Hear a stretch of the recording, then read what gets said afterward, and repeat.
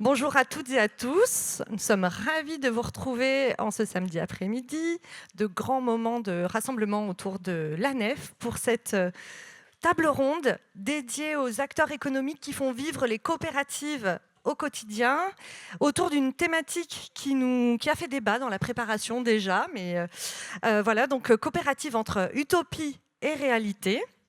Donc à l'heure de la transition écologique et sociale, les coopératives sont de véritables laboratoires d'innovation sociale, territoriale, de démocratie économique aussi. Et pourquoi choisir ce modèle? Donc, est-il porteur d'une exemplarité inspirante ou rencontre-t-il des limites structurelles?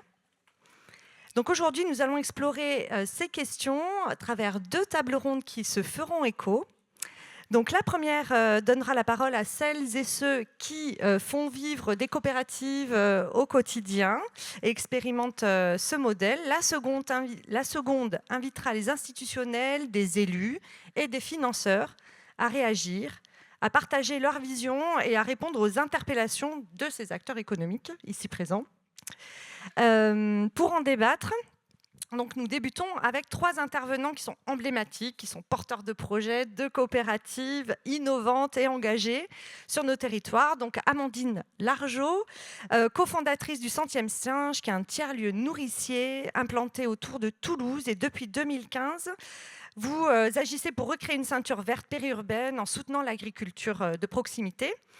Le Centième Singe, c'est à la fois un espace test de travail agricole, et puis un lieu de mutualisation de porteurs de projets, pour les porteurs de projets, et un espace de coopération territoriale. Mais tu compléteras. Alors, on va se tutoyer parce qu'en fait, on se connaît un peu tous quand même, en tant que porteurs de projets de coopérative. Ça me ferait bizarre de vous voyez tous. Loïc Blanc, cofondateur d'Enercop Midi-Pyrénées, la coopérative régionale d'énergie renouvelable, producteur et fournisseur d'électricité. C'est un modèle coopératif où les citoyens, les producteurs et les collectivités sont partie prenante. Et vous définissez comme un service citoyen de l'énergie. Voilà. Et enfin, Jérémy Lovenbruck, cofondateur de plusieurs projets emblématiques de coopératives, dont les Halles de la Cartoucherie, où nous retrouvons aujourd'hui, qui nous accueille, la SCOP Palanca, et en passant par Belleville, qui est une foncière solidaire, qui met l'immobilier au service de l'intérêt collectif. Voilà pour les présentations. Donc à vous trois, vous représentez un large spectre des secteurs d'activité et des modèles coopératifs. Pour démarrer la discussion, on va poser la question, pourquoi est-ce que vous avez choisi ce modèle coopératif? Pourquoi est-ce qu'il vous a semblé pertinent et quelle est la réalité de ce modèle pour vous dans la vie quotidienne de votre entreprise? On lance qui? Loïc? Allez. Bonjour à toutes et toutes, tous et toutes, pardon. Merci pour l'invitation et ce témoignage. Pourquoi avoir choisi le modèle coopératif? Alors dans mon cas, ça va être un peu compliqué parce que je suis effectivement cofondateur. Le co est très important, notamment dans le milieu coopératif. C'est-à-dire que c'est un projet collectif avant tout. Et c'est ce projet collectif qui a permis de voir quel était le meilleur cadre, j'allais dire, pour mener à bien ce projet politique qu'est le projet Enercop. Et c'est bien le statut SIC qui était le plus parlant pour nous. Sachant qu'on pourra en discuter, les statuts ne font pas vertu, mais en tout cas, ça mettait de base la question du capital et donc de la gouvernance, de la question de la propriété de côté, puisque le capital étant complètement décorrélé des questions de gouvernance et aussi de notions de propriété, ça permettait de se concentrer à 100% sur le projet en lui-même et ne pas se prendre la tête d'une certaine manière dans les égos de la Startup Nation, de savoir qui était le fondateur, la tête pensante, celui qui allait être l'incarnation du projet. Donc on a balayé tout ce que j'appelle moi le syndrome du pionnier, à savoir d'être vraiment dans une logique collective et pas individuelle. Et ce qui est très compliqué en fait, puisque c'est pas du tout les codes anormaux, codes qu'on nous sert tous les jours, des codes qui sont anormaux plutôt. Et donc effectivement la coopération en tant que telle, alors on aurait pu, mais bon, le projet Enercop existe depuis 20 ans, donc on a suivi ce qu'avaient fait les cofondateurs d'Enercop au niveau national et l'essaimage qu'il y a eu dans toutes les régions en France. Il y a 13 aujourd'hui société coopérative d'intérêt collectif Enercoop en France. Et donc, on a choisi effectivement d'être toutes sur le même statut pour avoir une certaine cohérence dans le projet, dans la structuration du projet. Mais effectivement, on réfléchit, même aujourd'hui, en fait, la question elle est plutôt sur comment, d'une coopérative historique qui a permis un essaimage pour être au plus près des territoires et des enjeux territoriaux, comment maintenant on arrive à être une sorte de COP de COP, donc une sorte de mutualisation de tous ces enjeux, que ce soit aussi, on en parlera, des risques financiers qui sont associés aux différentes activités, et aussi à une certaine intercoopération, c'est savoir comment, avec tout notre écosystème coopératif, réseau affinitaire et autres, on arrive à améliorer ces enjeux-là. Et voilà, donc le statut COP, quoi dire de plus? C'était une évidence, c'était militant, c'était à la fois... Il faut savoir que le statut SIC, il a un peu plus de 20 ans, donc c'est un très très jeune statut d'un point de vue juridique. C'est très très récent en fait. Je ne sais plus combien il y a de SIC en France, mais on n'est pas si nombreux que ça, hein. Mais en tout cas, on voit que c'est un modèle, et Rémi pourra Rémi nous donnera les chiffres. donnera les chiffres. Mais on voit que c'est un modèle en tout cas qui plaît de plus en plus même dans la création de nouvelles structures ex nihilo. Donc on voit bien que ça répond aussi peut-être à une forme, à une interrogation sociétale du rapport au travail et à l'outil productif. C'est ça aussi dont on ne parle pas souvent. C'est quand même tout ce que ça remet en question en termes de relation au travail et à qui appartient l'outil productif. Même évidemment, il y avait quand même toutes les scopes qui avaient déjà... Voilà, donc c'est un échelon complémentaire différent, la SIC. Voilà. Et Amandine, alors pour le 100e singe, le choix, il s'est fait comment et à partir de quels critères? Voilà, est-ce que vous avez hésité avec d'autres statuts? Comment ça s'est construit? Le choix. Alors nous, donc, on est une structure qui s'est créée, qui s'est inventée pour s'adapter à des besoins de territoire aussi.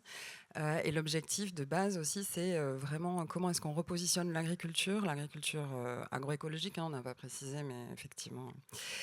L'agroécologie au cœur de la société, et donc dans le cœur de la société, et pas dans un secteur un peu lointain que l'on identifie mal, dont on comprend mal les enjeux. Donc au cœur, ça veut dire avec les paysans, les paysannes au centre, et puis les citoyens qui peuvent contribuer, d'autres professionnels, et les collectivités, les chercheurs, etc. Donc tous les acteurs en fait de la société.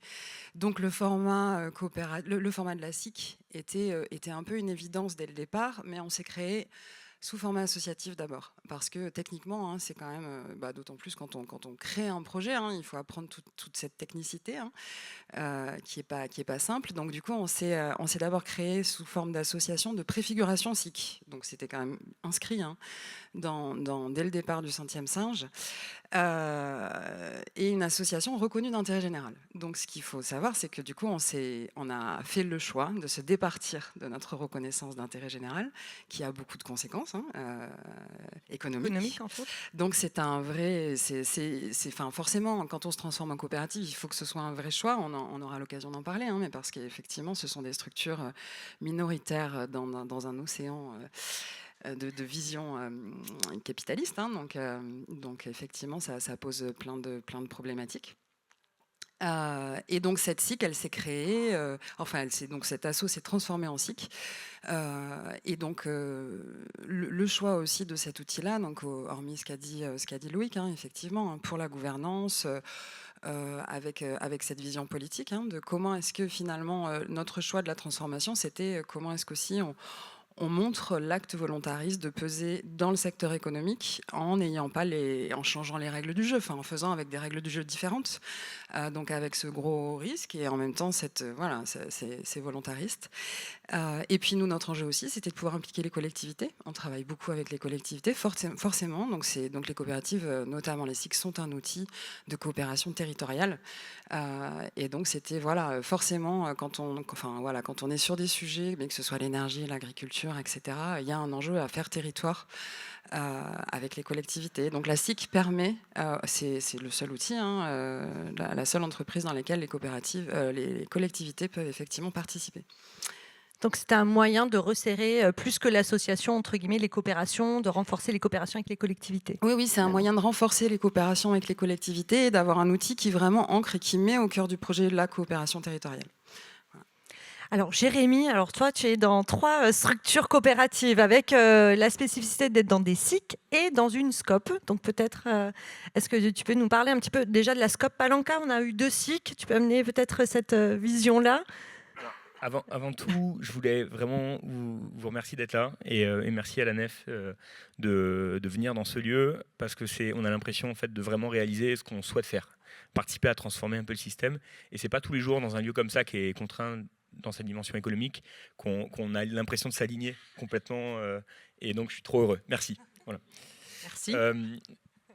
Je vais répondre à ta question. Alors moi je suis un peu un hybride parce que oui, SCOPSIC, mais je suis aussi directeur général de structures bien capitalistes, des SAS qui notamment portent l'immobilier de ce lieu. Donc en fait, dans ma vie, je suis pas très attaché au statut juridique. Ce qui me touche vraiment, moi, c'est ce que tu disais aussi un peu avant, Loïc, c'est vraiment être dans une forme de partage de la valeur qui est créée, une forme de partage du pouvoir. Pouvoir, c'est décider ensemble, c'est décider. Notamment des arbitrages économiques et financiers. Et pour moi, si on veut transformer le système qui met la finance, qui met le pouvoir au sein de personnes qui sont aujourd'hui privilégiées, dont moi, je pense que si on veut transformer ça, il faut qu'on mette beaucoup d'énergie, et le statut coopératif vient mettre des limites fortes, des cadres qui font qu'on se pose moins la question de batailler sur est-ce que je vais avoir un peu plus d'argent dans les poches demain en tant que personne physique, ou est-ce que je vais avoir un peu plus de pouvoir. Les choses sont limitées. Et ça, cette notion de limite, moi, me plaît beaucoup. Le problème, et peut-être qu'on en parlera après, c'est que cette limite, elle contraint.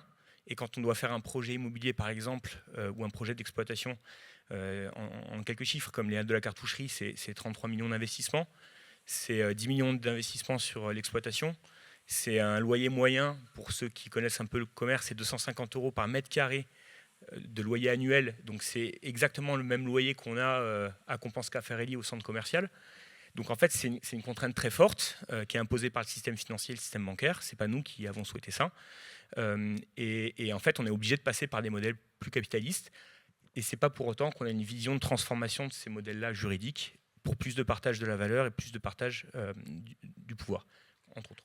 Mais dans le montage même des halles, il y a quand même une articulation avec une coopérative. Alors sur l'immobilier, vous ça. avez des structures qui malheureusement aujourd'hui sont détenues par des gens qui vous garantissent, moi je vous garantis que les personnes aujourd'hui autour de la table ne veulent pas d'enrichissement personnel. Ça ne veut pas dire que demain on y arrivera à maintenir cette garantie-là. J'espère qu'on y arrivera. Et en dessous, par contre, sur l'exploitation, vous avez un panel de plein de coopératives, des SIC principalement. Vous avez la SCOP The Roof, Toulouse, et puis vous avez l'association UCPA. Petit clin d'œil à l'UCPA. Sans l'UCPA, on ne sort pas des projets comme ça. Sans des Belleville, qui sont des sociétés, pour le coup, l'UCPA c'est une asso, mais Belleville c'est une société aujourd'hui commerciale. ESUS, mais qui n'est pas voilà, une bonne SAS. On ne sort pas des projets comme ça. Voilà. Donc en fait, on a, oui, bien sûr, et nous, là, c'est quoi notre métier dans ces halles de la cartoucherie? C'est d'être un tiers-lieu, d'abord. Donc c'est évident, la coopérative où on doit coopérer entre résidents, résidentes avec les salariés, où les salariés ont un rôle crucial en fait, dans le projet, où on a évidemment un enjeu de coopérer avec son territoire et ses voisins, voisines. Et donc tout, le modèle SIC devient une évidence, j'ai envie de dire, parce que c'est plus simple de faire ça. Et voilà. Mais par contre, moi, ce qui me touche le plus, c'est vraiment partage pouvoir, partage de valeur, et surtout mettre l'énergie à des choses qui transforment le système. Alors, tu as commencé un petit peu à l'aborder, mais peut-être que chacun de vous trois pouvez nous partager un petit peu quels sont les bénéfices, la valeur ajoutée qu'apporte une coopérative dans chacun de vos secteurs d'activité, mais aussi, quand même, on ne va pas se mentir, quelles limites, quelles difficultés vous rencontrez au quotidien. Qu'est-ce que ça vous met comme frein un petit peu parfois? Vous pouvez rencontrer, je sais qu'il y en a. Donc voilà, à la fois les forces, les atouts, la valeur ajoutée que ça amène, à la fois en interne, hein, dans la vie coopérative, dans la vie avec les salariés, avec les parties prenantes, mais aussi les freins peut-être que vous rencontrez dans le développement de projets, l'investissement. Tu as commencé un petit peu à l'aborder. Je ne sais pas, peut-être Amandine ou Jérémy, si tu... Je sais pas comme ça, alors moi, j'ai juste le truc trop bien, qui est puissant dans les coopératives, c'est l'engagement. C'est l'engagement des parties prenantes, c'est l'engagement des... En fait, on a l'impression de travailler pour un commun. Ce qui est trop bien, c'est quand c'est pas qu'une impression. c'est que ça devient réel. Et ça crée un engagement très fort des parties prenantes. Aujourd'hui, on n'est pas dans un hall. On a un espoir, une vision. Aujourd'hui, il y a très peu de salariés qui sont, par exemple, associés de nos coopératives. C'est les partenaires fondateurs, c'est quelques financiers, c'est des citoyens. Mais les salariés ne sont pas encore impliqués. Mais avant d'impliquer et d'engager des salariés, il faut un cadre sécurisé, j'ai envie de dire. Et c'est notre méthode, et c'est peut-être pas la meilleure des méthodes, mais en tout cas, on va rentrer maintenant dans une phase d'engagement des salariés. Parce qu'il y avait cette promesse aussi d'ouverture du sociétariat. Demain, j'espère que dans peut-être 2-3 ans, on sera sur l'engagement des voisins-voisines. La limite, c'est clairement le financement aujourd'hui. Ce que je vous dis, quand il faut lever en fait 33 millions d'euros sur la base d'un papier, en fait, c'est une promesse, c'est un plan avec une promesse d'activité. Il n'y a rien. C'est-à-dire que quand on démarre les travaux, on a levé 33 millions d'euros sur la base de... Voilà. Donc en fait, ça, aujourd'hui, on ne sait pas le faire en coopérative directement. À ce taille de projet. On a réussi à financer les coopératives en dessous, créer des Cosmopolis, Festa, qui sont des coopératives, parce qu'en fait, on a détourné de l'argent de l'immobilier. Donc, c'est-à-dire que nos fonds d'amorçage, en fait, il vient de l'immobilier. On a mis 1 million d'euros en 2023, 1 million d'euros en 2024. On remet cette année 500 000 euros. L'immobilier, qui est puissant, qui a un actif, embarque, en fait, investit dans les coopératives. Mais ce fonds d'amorçage qui permet de mettre au moins 500 000 euros dans une coopérative qui n'a pas de promesse, qui n'est pas rentable parce qu'elle démarre, il n'existe pas. Et ça, c'est un problème. Merci. Amandine, du coup, vous, sur le centième singe, c'est un modèle différent, c'est pas un modèle immobilier, mais il y a quand même la question de la terre, de la propriété agricole. Comment est-ce que ce statut coopératif vous aide ? Et ensuite, quelles sont les limites sur ces projets-là de territoire ?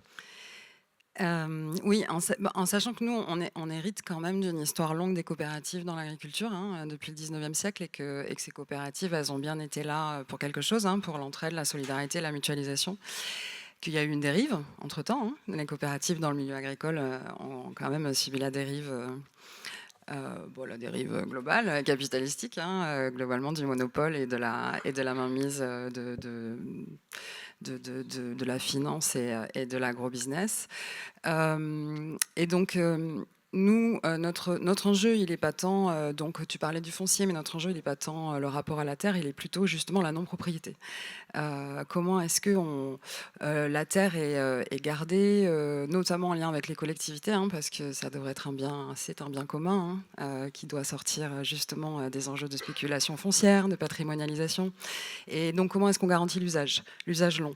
Nous, la coopérative, ce qu'elle nous permet, c'est clairement un espace c'est ça, c'est engageant. Les personnes qui s'engagent à l'intérieur de la coopérative viennent pour partager la gouvernance, pour partager les décisions. Et en plus, nous, on est une coopérative qui est CAE aussi, coopérative d'activité d'emploi.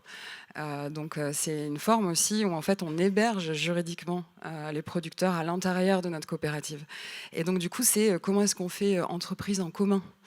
Comment est-ce qu'on prend des décisions en commun et qui ont un rapport direct avec la vie de l'entreprise et qui ont un rapport direct avec les activités de chacun. Donc c'est effectivement très impliquant.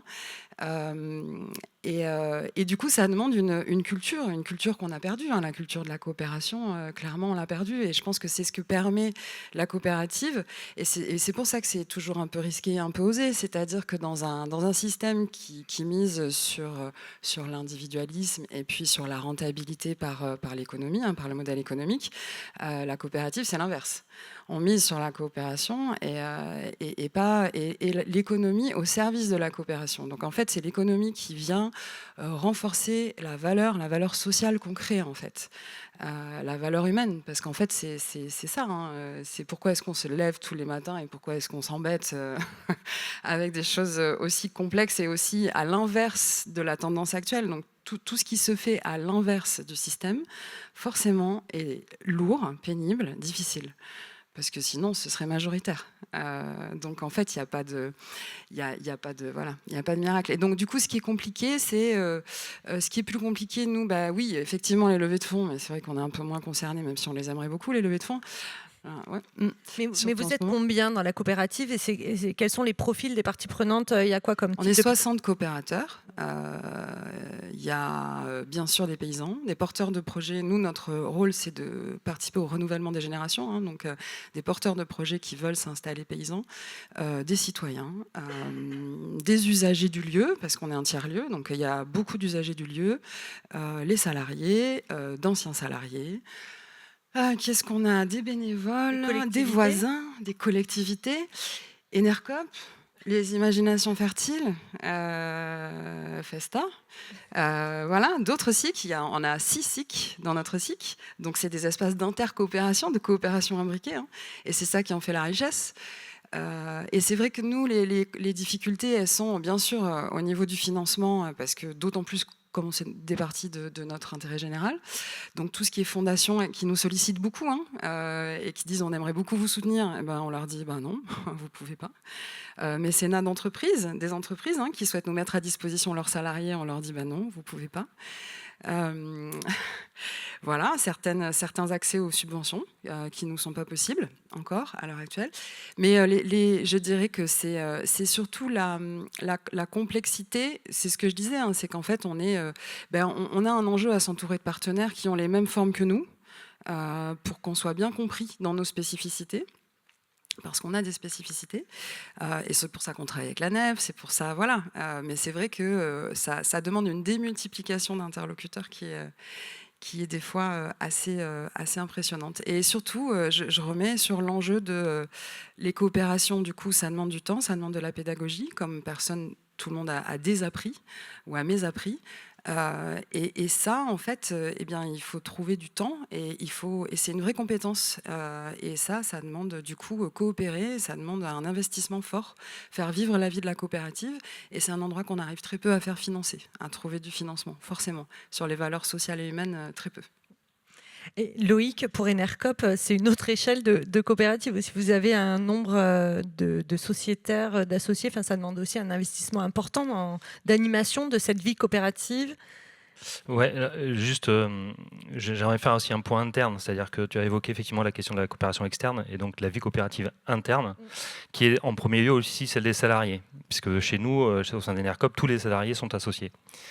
Sont sociétaires, donc ils participent à la gouvernance. Et donc on a mis quelque chose de particulier aussi, c'est qu'on est sur une gouvernance, alors c'est propre à Midi-Pyrénées, mais c'est quand même pas mal, ça influe pas mal au niveau du réseau national. On est sur ce qu'on appelle la gouvernance partagée, où on est plutôt sur des rôles et des missions plutôt que sur des fonctions en termes de travail. Je parle de ça parce que c'est hyper important, c'est-à-dire qu'on peut effectivement, comme le disait Jérémy, statut fait pas vertu, avoir des SIC et avoir des modèles pyramidaux très classiques.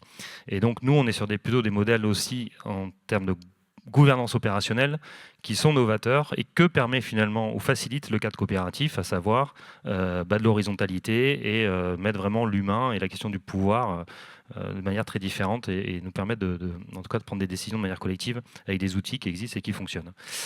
Pour ce qui est de la coopération externe, alors nous on est dans l'énergie. Alors l'énergie, il y a pas, c'est un peu comme l'immobilier, c'est-à-dire qu'on est dans un secteur hyper capitalistique. Et concurrentiel. Alors hyper concurrentiel, que ce soit alors on adresse toute la chaîne, de la production jusqu'à la fourniture d'électricité, donc il y a une pléthore d'acteurs avec des multinationales, des oligopoles, tout ce que vous voulez. Pourtant on est toujours là, au bout de 20 ans on est quand même là. Et si vous avez remarqué, maintenant tout le monde d'ailleurs propose de l'énergie 100% renouvelable, ce qui n'existait pas il y a 20 ans, quand Enercop a lancé cette première offre en France. Tout ça pour dire aussi que on est dans un monde de requins, c'est sûr, on le sait. Et une des questions qu'on avait, pour rejoindre aussi la question du foncier, c'est que nous, le foncier n'est pas un enjeu.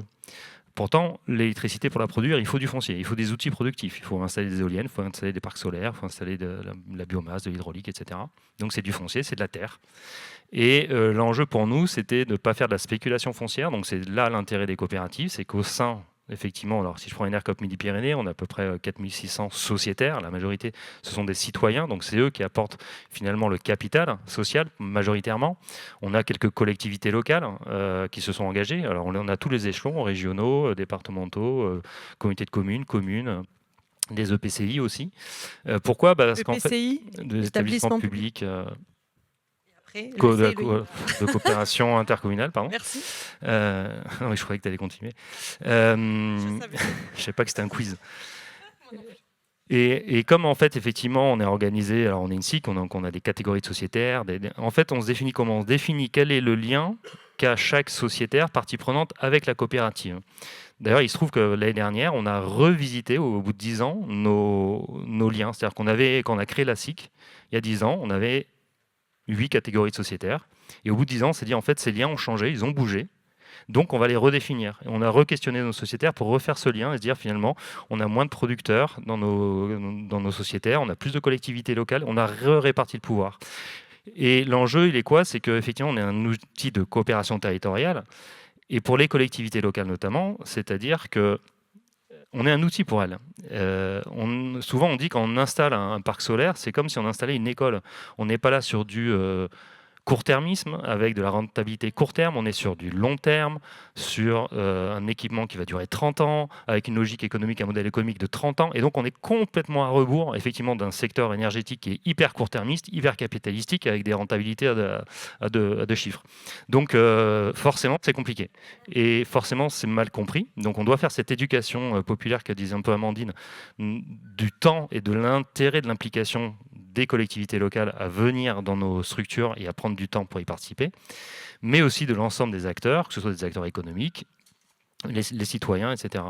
Et l'enjeu qu'on a aujourd'hui d'un point de vue financement, et on crée aussi des structures avec des collectivités locales, pour être encore au plus près, mais ce ne sont pas des coopératives, ce sont souvent simplement des véhicules économiques et juridiques qui sont sous forme de SAS, parce que c'est le véhicule le plus simple. Par contre, on en maîtrise, évidemment, on en a le contrôle, quoi, pour ne pas faire n'importe quoi. En tout cas, ce que je veux dire par là, c'est que l'intérêt de la coopération, que ce soit d'un point de vue opérationnel en interne et aussi avec nos parties prenantes, donc à l'externe, mais qui finalement ont un pied dedans et un pied dehors, c'est qu'on est un modèle complètement hybride et souvent mal compris. D'ailleurs, dans une récente interview de tête avec Rémi, souvent on me posait la question, mais du coup, comment c'est perçu? On est souvent perçu comme une association. Il y a un amalgame total avec le monde associatif. On n'est pas un acteur économique. Alors vous avez des subventions, vous n'êtes pas rentable, vous n'êtes pas lucratif. Enfin voilà, c'est une incompréhension totale. Alors non, on est un véhicule économique, on joue avec les règles économiques, on est rentable, on fait de l'argent, on fait des bénéfices. Par contre, on n'a pas d'actionnaire majoritaire, on ne distribue pas, on réinvestit, on réinvestit, on réinvestit. Et tout ça en plus en ayant un accès très très très limité au financement. C'est la chose dont on va parler, c'est que effectivement, aujourd'hui, si on a réussi à sortir tout ce qu'on fait, nous, c'est à peu près plus de 10 millions d'investissements, c'est uniquement grâce à l'épargne des citoyens. Ce n'est pas du tout grâce à l'épargne salariale qui est en milliards d'un gros acteur économique ici, sur la région toulousaine, qui s'appelle Airbus. L'épargne salariale d'Airbus, c'est des milliards. On n'arrive même pas à capter un pouillème de cette épargne salariale, alors qu'ils ont des obligations, les fameuses 90-10, d'investir dans des projets dits à impact. C'est impossible, on n'y arrive pas, parce qu'en fait, on ne rentre pas dans les critères. Je vais même aller plus loin. Donc, quels critères, du coup, c'est quoi qu'est-ce qui freine? Les critères des fonds de gestion qui de rentabilité, etc. Et je vais même aller plus loin. On est en région Occitanie. Il y a une agence régionale d'investissement stratégique, donc qui est une des agences de la région, agence régionale d'investissement stratégique, donc qui est un outil pour la région d'aller investir dans des sociétés stratégiques, on va dire. On ne rentre pas dans leurs critères. C'est pas possible. Voilà. Ah, oh là, vous avez une SIC. Ouf, ça marche pas. Nos actionnaires. Et le premier problème, c'est la gouvernance. Non, parce qu'ils ne comprennent pas ou pourquoi? Parce que c'est la gouvernance. Ils veulent 3 associés. Ils peuvent pas demain prendre la main sur notre patrimoine, en fait. Donc ça ne marche pas. Alors qu'en plus, ce qu'on demande en termes de volume financier, c'est rien. Mais rien par rapport à des secteurs qui engouffrent des millions et des millions. C'est ça qui est très frustrant. Alors, c'est la gouvernance qui bloque parce qu'ils ne peuvent pas devenir majoritaires, c'est ça? Ou parce qu'ils ne peuvent pas prendre la main, ou parce que c'est trop... Moi, je pense que c'est plus simple. C'est pour investir donc, on ne parle pas d'une banque, on parle d'investisseurs, donc avec un niveau de risque fort. Il faut être rassuré par le projet. Et on est rassuré quand on a en face de nous une ou deux personnes, d'ailleurs plutôt un mec... Avec un pignon sur rue. Oui, je vois ce que tu veux dire. Avec une cravate. Voilà, on visualise. Blanc, qui l'a déjà fait 10 fois, donc qui a déjà foutu du fric, qui est déjà multi-entrepreneur et compagnie, et qui présente aussi un modèle économique qui permet d'atteindre des rentabilités exigées. Donc là, on retrouve sur le TRI, le fameux TRI, qui est de l'ordre de 10 points, et parce que c'est comme ça, c'est le modèle qui fait ça, et la région ne veut pas trop perdre d'argent. Mais ça bouge petit à petit. La Caisse des dépôts est en train de bouger, d'évoluer. elle a compris qu'il y a des projets, le TRI, il ne fallait pas raisonner marché. Donc elle a compris, moi la Caisse des dépôts, c'est un acteur qui est incroyable, qui bouge petit à petit à force de croiser, je pense, des projets aussi comme nous, comme la Nef. Et en fait, je pense que c'est par, comment on pourrait dire, relation, enfin voilà, au fil de l'eau, au fil des rencontres, que les gens petit à petit disent ah c'est possible en fait d'avoir un modèle stable, économique, y compris avec une gouvernance un peu complexe. Et au contraire, ça marche mieux. Parce qu'il y a eu des cycles qui ont tracé le chemin avant aussi, et qui ont montré, montré que ça marchait aussi. Et il y en a qui peut-être Amandine aussi là-dessus, enfin le centième singe. Est-ce que tu as des exemples de coopération avec des collectivités ou avec des financeurs qui ont fonctionné, ou certaines choses qui n'ont pas pu se réaliser parce que justement à cause de ces craintes-là, à cause de ces freins en termes de gouvernance ou de... Oui, mais après je rejoins ce qui a été dit par rapport à l'image et à la limite je compléterai parce que nous on se retrouve dans un entre-deux aussi effectivement sur les parties très classiques économiques ou des acteurs très classiques en fait on est pris pour une association donc voilà des alternatives sympathiques qui s'amusent un peu. Voilà. Mais par contre, à contrario, nous, de l'autre côté, sur le secteur associatif traditionnel, militant, on est pris pour une entreprise capitaliste. Et oui. Donc, en fait, on est dans cet entre-deux inconfortable où, en fait, il faut à la fois montrer au côté beaucoup plus normé, normatif, que non, en fait, on n'est pas une association, et en même temps, montrer et en permanence. Mais c'est vrai qu'on est dans un secteur où, en fait, on a l'habitude, déjà sur l'agroécologie, c'est comme ça, je veux dire, en permanence, en fait, il faut faire la preuve face au conventionnel que c'est un modèle qu'il faut mettre en place, qui préserve, qui valorise l'humain, etc. Et donc, c'est cet endroit-là où, en permanence, et sur la forme et sur le secteur, où il faut qu'on le démontre quotidiennement. Et c'est vrai que je me souviens d'un entretien où on m'avait dit pourquoi faites-vous le choix l'agriculture bio, pourquoi faites-vous le choix. On ne demande jamais aux entreprises conventionnelles pourquoi est-ce qu'elles font le choix de l'entreprise conventionnelle. Ni à l'agriculture conventionnelle, pourquoi on ne demande pas, on n'a pas des cahiers des charges à respecter, on n'est pas contrôlé en permanence, on n'a pas des mesures d'impact qu'on doit justifier en permanence. Le secteur traditionnel ne justifie pas de ses choix de forme capitalistique, de ses choix de modèle économique, ni de la dégradation qu'il opère. En fait, on ne leur demande pas de se justifier. Par contre, nous, acteurs, où c'est marqué dans nos statuts, c'est marqué dans nos chartes, c'est marqué, on doit se justifier en permanence. Et ça nous prend une énergie de devoir expliquer pourquoi faire ces choix, etc. Ça prend une énergie incroyable. Je rejoins tout à fait. On est ESUS, on est label Finansol, le seul label de finance solidaire en France. On est labellisé, j'en ai un autre, j'ai oublié. Non mais je ne sais plus. Oui, on va avoir notre bilan carbone. Non, on va voir... Hein, même les SIC doivent faire une révision coopérative tous les 5 ans. Oui, on a une révision coopérative, donc on est une SIC, donc sur notre créativité limitée. Bref, on a des tas de choses, effectivement, qu'on démontre. Et ce qu'on nous oppose, en fait, c'est la question de la rentabilité. En fait, c'est le système dominant. C'est éprouvant. Mais c'est vrai. C'est vrai qu'on est moins rentable. Et on est moins rentable. Et en même temps, on explique qu'on est sur une logique long terme. Et quand on voit que globalement, si je reprends le secteur énergétique, vous n'avez pratiquement plus aucun fournisseur en France qui est indépendant.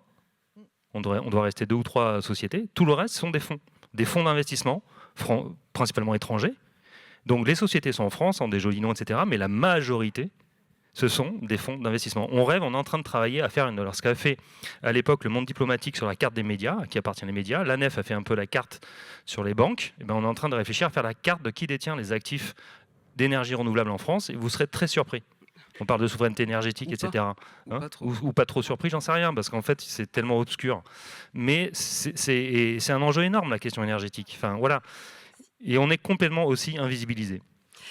En fait, cette histoire de la rentabilité, et donc forcément, oui, on est moins rentable, puisqu'on crée de la valeur humaine. Donc en fait, la valeur humaine, c'est pas rentable, c'est antinomique. Mais parce que le cœur, en fait, de ce qu'il faut réinventer, c'est ne serait-ce que le système de comptabilisation de cette valeur. Oui, à changer. En fait, on est quand même régi par une forme de comptabilité. C'est des récits, hein, tout ça qu'on se raconte, en fait, hein, qu'on a mis en place et sur lesquels on crée des socles de valeur, en fait, et des bases référentielles. Et en fait, il suffit de réfléchir à changer ces socles de référentiels. On travaille sur la comptabilité, parce que sur les fermes, c'est la même chose. Bien sûr que nous, les petites fermes, sur petite surface, faiblement mécanisées, qui préservent les écosystèmes, qui préservent l'environnement, eh ben, elles ont beaucoup de coûts humains. Il faut beaucoup de moyens humains, en fait, parce que forcément, quand on est faiblement mécanisé, tout le désherbage, etc., c'est long.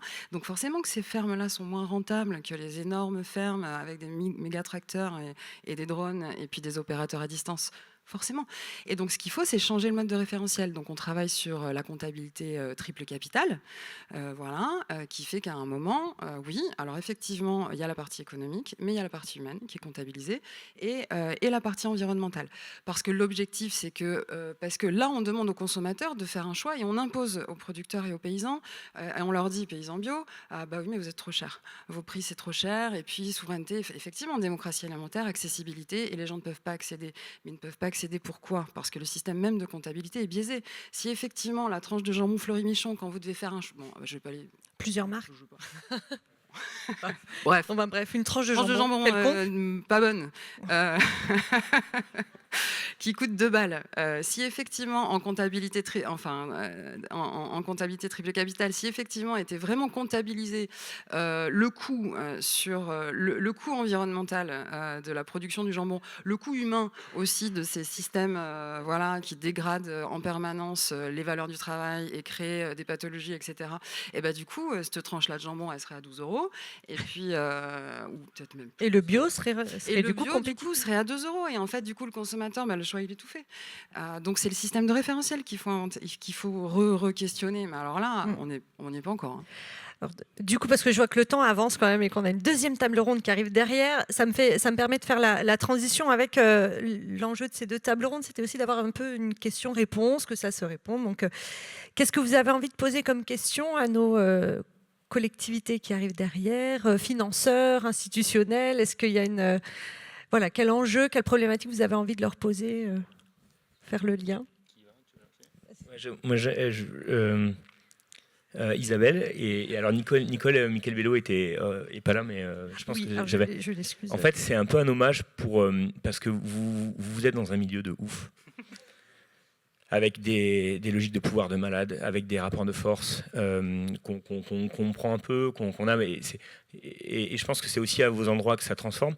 D'être une femme à cet endroit-là, je pense que ça doit être hyper dur, comme être, je pense, une femme dirigeante de structure, donc c'est pas forcément une question, mais c'est un hommage. Et comment on fait pour que, je pense à la tête de nos structures, nos organisations, de l'ESS et à votre place, il y ait plus de personnes, parce que je pense que les rapports de genre jouent beaucoup. On en a parlé sur le regard qu'on porte sur les projets et les privilèges. En fait, les projets qui se développent sont des projets souvent portés par des personnes privilégiées. J'en suis un témoin puissant sur cet endroit-là. Donc c'est vraiment, je pense qu'il y a un truc à cet endroit-là. Et après, comment petit à petit, moi j'ai arrêté de demander de l'argent public à des collectivités quand je me suis rendu compte qu'en fait, si on voulait vraiment faire un tiers-lieu ici qui est de la gueule, il faudrait 10 millions d'investissements de subventions. 10 millions, c'est un groupe scolaire. Donc en fait, je préfère que nous on fasse le taf en mode un peu plus marchand et que la collectivité aille surtout au département quand on voit la souffrance qu'il y a au niveau des travailleuses, travailleurs, parce qu'il n'y a plus d'argent, de l'État. Donc, comment est-ce qu'on fait pour, par contre, quand même coopérer, s'allier, pour que chacun soit... Par exemple, vous mettre une petite garantie à un endroit, ça ne vous pèse pas beaucoup, je pense. La région commence à garantir des tiers-lieux. Grâce à la garantie des tiers-lieux de l'immobilier, on commence à avoir petit à petit accès à des prêts sur 20, 25, 30 ans. Là, on a un prêt sur 12 ans, vous mettez un prêt sur 30 ans, on divise par 2 ou 3 le loyer, ça veut dire qu'on fait 1 million d'économies par an à mettre là où ça compte. Donc la pizza, qui est aujourd'hui à 10 balles, vous la divisez par un tiers, peut-être un peu moins. Alors pas pour tout le monde, parce qu'il y en a qui ont suffisamment d'argent pour la payer, mais au moins pour les personnes. Voilà. Donc comment est-ce qu'on fait ces petites coopérations, ces petits mécanismes qu'on discute et qu'on trouve des espaces. Et moi, j'ai pas envie que les collectivités rentrent forcément dans ce bordel-là qui est déjà suffisamment complexe. Mais par contre, trouver des espaces de coopération, on commence petit à petit quand même à les trouver, pas à pas, après 10 ans d'échanges. La maire de quartier, elle fait un travail incroyable ici. Et on y arrive petit à petit. On n'a pas besoin d'argent, on a besoin de coopération, de discussion. Imaginez, juste fini, le budget d'investissement de la métropole se joue maintenant. 2 milliards d'investissements sur 6 ans. Comment est-ce qu'on arrive, quelle que soit l'équipe municipale demain, comment est-ce qu'on arrive à bloquer 100 millions par exemple ou 50 millions sur des trucs qui sont vraiment transformateurs, un peu hybrides, un peu mixtes, plutôt que d'orienter de l'argent que sur du 100% public des SEM ou du 100% entreprise Airbus?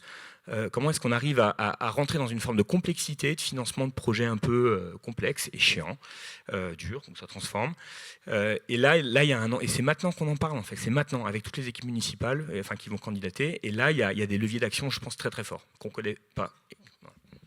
Est-ce que vous partagez cet enjeu autour de la coopération et en même temps coopération pour faire levier de financement et financer des projets de territoire? Oui, merci pour ce que tu as dit en amorce. C'est vrai qu'on pourrait se questionner de pourquoi il y a si peu de femmes dirigeantes, même dans nos secteurs ESS et coopératifs. Oui, je partage sur le financement, oui. Je le redis, on n'a pas du tout les mêmes enjeux de financement, donc en fait, voilà. Mais sur la coopération, oui, avec les collectivités, on en parlait à la préparation de cette conférence-là. Moi, ce que j'aimerais beaucoup, c'est comme tout se base sur le récit et sur nos imaginaires, puisqu'on est des humains et avec une capacité d'inventer des imaginaires profonds au point que ça nous fige, c'est un peu qu'est-ce que ce serait en fait un monde où le modèle coopératif serait dominant, et donc quelle serait la place des collectivités dans un monde où le modèle des coopératives serait dominant, c'est-à-dire quelles actions on mène ensemble, comment est-ce qu'on réinvente les territoires ensemble, parce qu'en fait on est, comme le disait Loïc, on est des outils, alors au service des collectivités mais au service du territoire en fait. On est des espaces de démocratie directe, participatifs, qui réunissent la plupart des typologies du territoire et des parties prenantes du territoire, et qui sont là vraiment pour repenser le territoire. Et donc du coup on sent bien qu'à l'heure actuelle, dans la manière dont le système institutionnel est pensé, effectivement, c'est très compliqué de faire territoire ensemble, parce que ça n'a pas du tout été inventé pour. Pareil, des logiques de pouvoir, des logiques de vision, effectivement, très finalement, là on parlait des enjeux de gouvernance partagée, on a tous des visions, et à tous les endroits du système, c'est des visions qui sont pyramidales et descendantes. Alors que nous, du coup, on est sur le terrain, on fait remonter ce qui est sur le terrain, et on est en gouvernance au maximum horizontale, donc élargie, quoi. Et donc du coup ça demande à coopérer de manière différente et faire territoire de manière différente, et donc réinventer nos manières de fonctionner ensemble avec les collectivités, et voilà, et de repenser le vivre ensemble sur les territoires. Merci. Alors Loïc, J'ai essayé en de faire quelques vite, j'ai mots. bien compris, mais en quelques mots. Alors, la particularité pour nous, c'est qu'on travaille beaucoup en milieu rural. Mais là, on est dans un écoquartier, par exemple, Toulouse Métropole. Ça fait 5 ans qu'on a un projet d'énergie renouvelable hyper innovant sur cet écoquartier, qui aurait été un des premiers écoquartiers en France. Enfin, quartier en tout cas, parce qu'éco, je sais pas. Mais quartier qui aurait eu une boucle de partage d'énergie. On n'a jamais réussi à faire aboutir le projet. Voilà, pour tout vous dire. On parle de Toulouse Métropole, qui est quand même une des grosses métropoles en France. Impossible. C'est ingérable. Non, ce que je veux dire, c'est que je rejoins ce que disait Jérémy, c'est-à-dire que le temps de l'élu n'est pas le même que le temps de nos projets. Donc déjà, il y a un gros problème.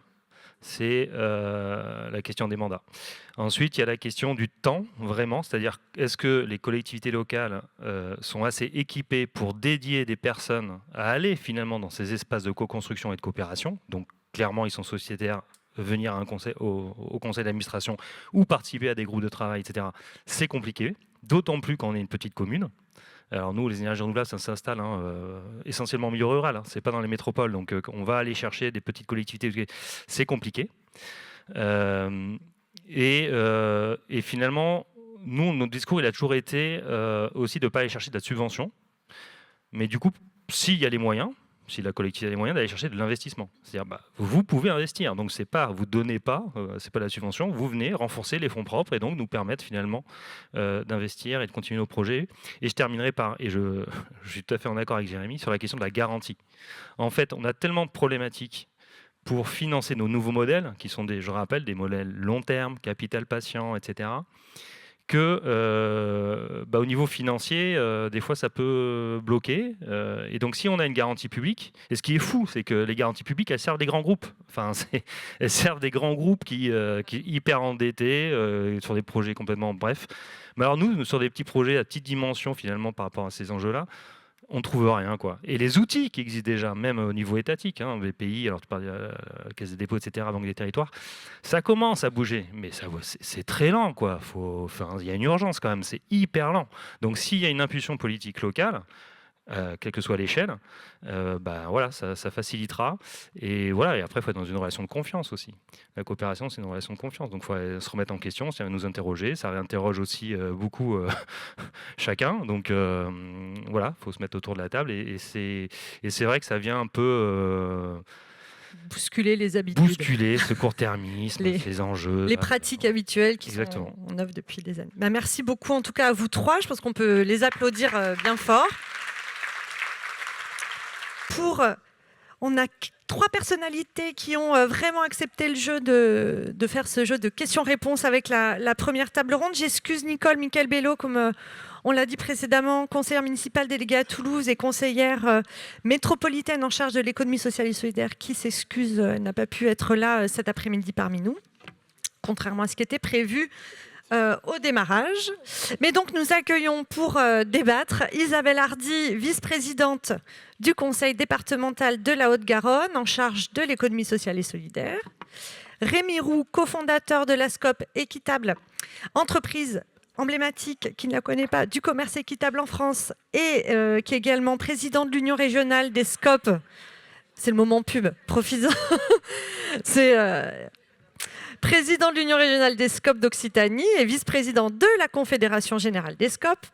Et enfin, Bernard Orenbeck, président du directoire de l'ANEF, Banque éthique et coopérative. Enfin voilà, aujourd'hui, on est dans votre journée, donc je ne vous présente même plus. Vous êtes là chez vous.